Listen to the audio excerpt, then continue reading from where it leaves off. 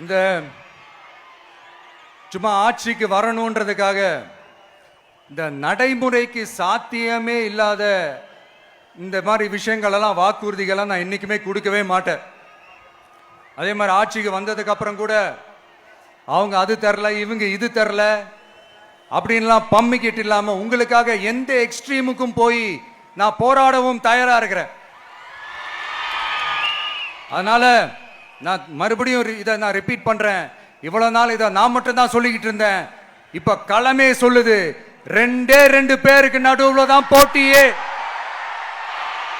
ஒன்னு இன்னொன்னு ஒன்னு தூய சக்தி டிவிகே, இன்னொன்னு தீய சக்தி டிஎம்கே.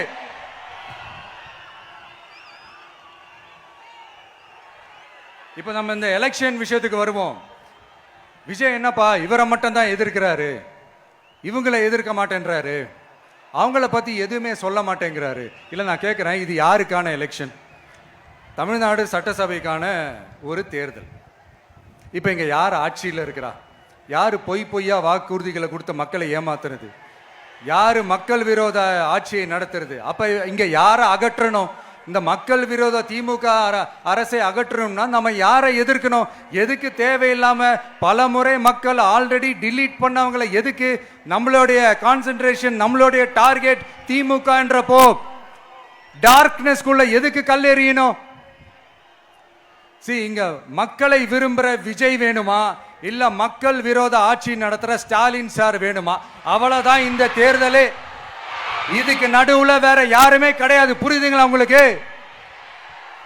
என் நெஞ்சில் குடியிருக்கும் சேலம் மக்களே,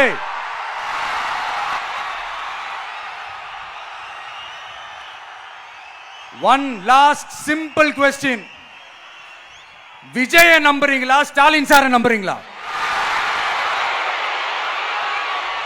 அவ்வளவுதான், முடிஞ்சு போச்சு. கதம் கதம். இந்த போர் முழக்கம் உங்களை ஒரு நிமிஷம் கூட தூங்க விடாது. இந்த போன லாஸ்ட் வீக் இந்த டிஎன்பிஎஸ்சி அந்த எக்ஸாம்ஸ், அந்த குரூப் 2 எக்ஸாம்ஸ் அதை அனௌன்ஸ் பண்ணிட்டு உடனே அதை கேன்சல் பண்ணிட்டாங்க. இது உலகத்துக்கு எல்லாருக்கும் தெரியும். கேன்சல் பண்ணிட்டு ரொம்ப சிம்பிளா டெக்னாலஜி இதோ சம் ஃபால்ட், டெக்னிக்கல் ஃபால்ட் அப்படின்னு சொல்லி அதை கடந்து போயிட்டாங்க. இத்தனை வருஷமா ராத்திரியும் பகலமா கஷ்டப்பட்டு படிச்சு எப்படியாவது நமக்கு அந்த வேலை கிடைக்காதான்னு அந்த எக்ஸாம்ஸை ஃபேஸ் பண்ண வந்த நம்மளுடைய தம்பி தங்கைகள் எவ்வளவு ஒரு மன உளைச்சலுக்கு ஆள் ஆயிருப்பாங்க. அதை யாராவது யோசிச்சு பார்த்தீங்களா? ஒரு எக்ஸாம்ஸை ஒழுங்கா நடத்த தெரியல, இதுல உலக நாடுகளோட போட்டி போடுறாங்களாம்.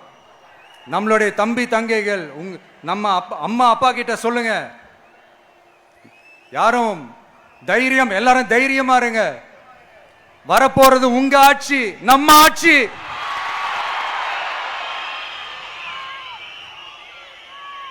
அதனால இந்த மாதிரிலாம் எதுவும் நடக்காம சமூக நீதிக்கான ஒரு நல்ல ஆட்சியை அமைப்போம்.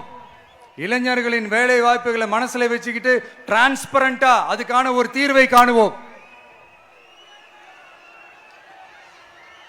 நான் விக்கிரவாண்டி மாநாட்டில் பேசும்போது ஒரு பொலிட்டிக்கல் பாம் ஒன்று சொன்னேன், ஞாபகம் இருக்கா? ஆட்சியிலையும் பங்கு அதிகாரத்திலையும் பங்குன்னு ஒன்று சொன்னேன். இப்போ அந்த பொலிட்டிக்கல் பாம் எல்லா கூட்டணியிலையும் வெடிச்சுக்கிட்டு இருக்கு, தாறுமாற வெடிச்சுக்கிட்டு இருக்கு. ஸ்டாலின் சார்லாம் பதறாரு, ஆட்சி அதிகாரத்தில் பங்கெல்லாம் தமிழ்நாட்டில் ஒத்து வராது அப்படின்னு சொல்றாரு. அவங்கள பொறுத்த வரைக்கும் ஜெயிக்கிறதுக்காக மட்டும்தான் கூட்டணி, மற்ற எல்லாத்துக்குமே அவங்க தனி அணி, அவங்க மட்டுமே ஒரே அணி. வெல்வோம் ஒன்றாக, ஆனா வரும் வெல்த் எல்லாம் பார்ப்போம் தனியாக. அந்த வெல்வோம் ஒன்றாக என்றது இதுதான் அந்த சீக்கிரட்டே.